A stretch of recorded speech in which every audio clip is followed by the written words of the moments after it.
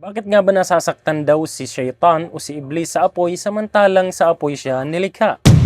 Bakit nga ba? Assalamualaikum warahmatullahi wabarakatuh. So ayun, may katanungan na nakita natin sa page natin, sa comment section.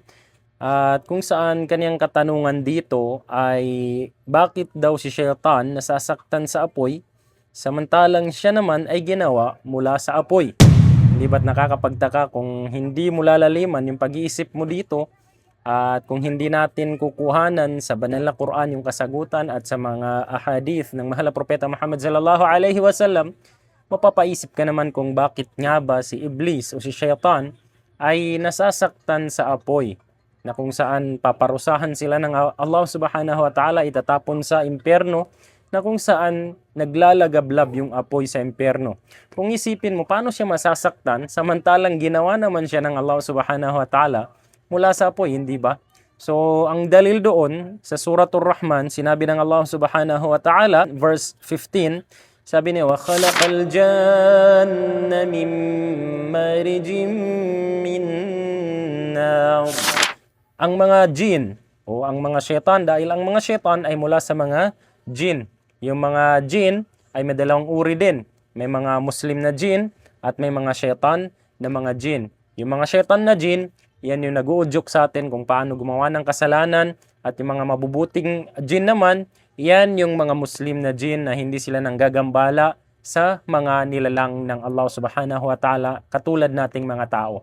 So, yun ang dalil na ang mga syaitan o ang mga jin ay nilikha mula sa apoy na kung saan binanggit din mismo ni Iblis nung siya ay palayasin ng Allah subhanahu wa ta'ala, na kung saan binanggit niya na sabi niya, tinanong siya ng Allah subhanahu wa ta'ala nung pag-utusan sila ng Allah subhanahu wa ta'ala na magpatira pa ang lahat ng mga anghel kay Prophet Adam, pero may natirang nakatayo, which is si Iblis na nag-iisa lamang. So tinanong siya ng Allah subhanahu wa ta'ala na makikita natin sa Suratul A'raf, verse 12. بعد أعوذ بالله من الشيطان الرجيم قال ما منعك ألا تسجد إذ أمرتك قال أنا خير منه خلقتني من نار وخلقته من طين. So tinanong siya ng Allah subhanahu wa ta'ala, Iblis, anong pumigil sa'yo? Anong dahilan kung bakit hindi ka sumunod na ikaw ay aking inuutusan na magpatira pa? Anong pumigil sa'yo kung bakit hindi ka nagpatira pa? So, sabi ni Iblis, nag-reply si Iblis, sabi niya, ana khairum min. Sabi niya, ako ang pinakamainam sa kanya, sapagkat khalaqtani min nar. Nilikha mo ako mula sa apoy, samantalang si Adam, khalaqtahu min tin. Nilikha mo lang si Adam mula sa mga putik, mula sa putik. So, dahil doon, nalaman natin na si Iblis ay nilikha ng Allah subhanahu wa ta'ala sa apoy. At doon sa Suratul Rahman, nilikha sila ng Allah subhanahu wa ta'ala mula sa apoy na walang usok. Apoy na naglalagablab na walang usok. Ang kahalintulad nito, kung mayroon kayong kalan o gasol, gas stove, makikita niyo yung apoy dyan sa gas stove natin, sa kalan natin, na lumalagablab yung apoy pero wala siyang usok. So parang kahalintulad niyan. Wallahu ta'ala a'lam.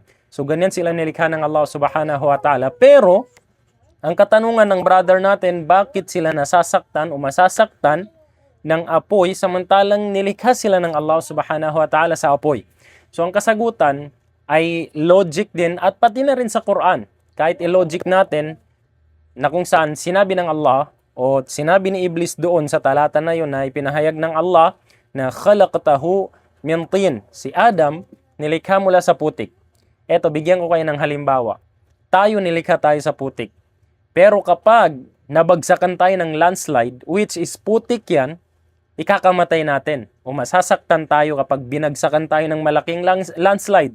O di kaya, yung mga bricks, di ba, nakakita kayo ng bricks, yung maliit na parang simento na gawa sa putik, kapag hinampas mo yan sa pisngi ng kasama mo, sa katabi mo, masasaktan siya.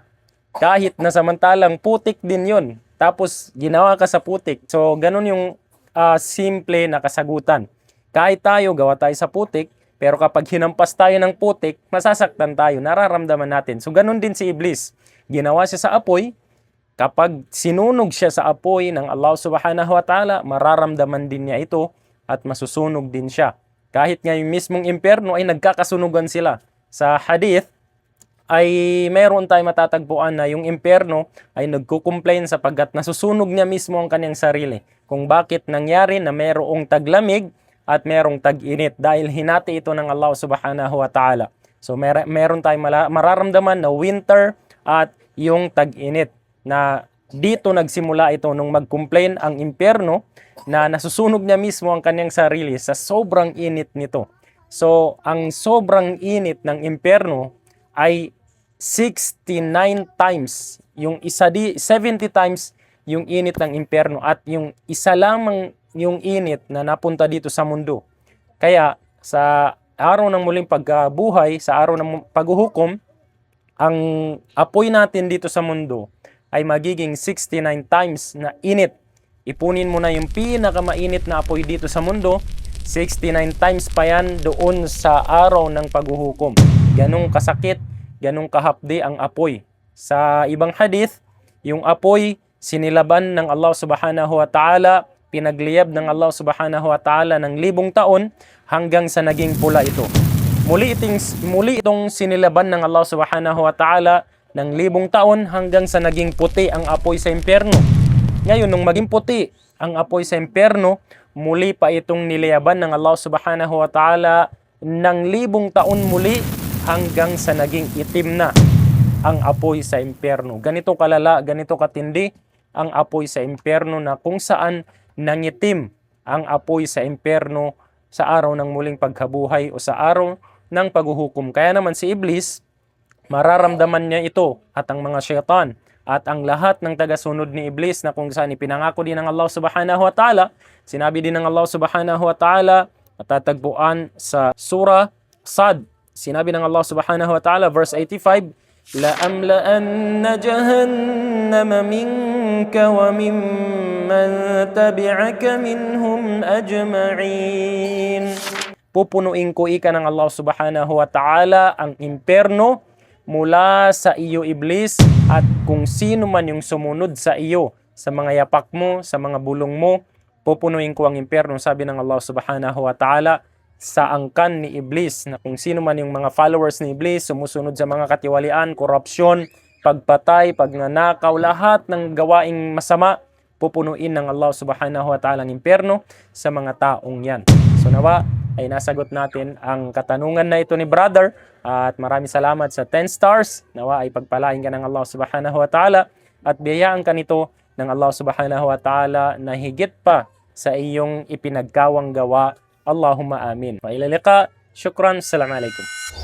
محمد كان علم كليبس. محمد كان علم كليبس.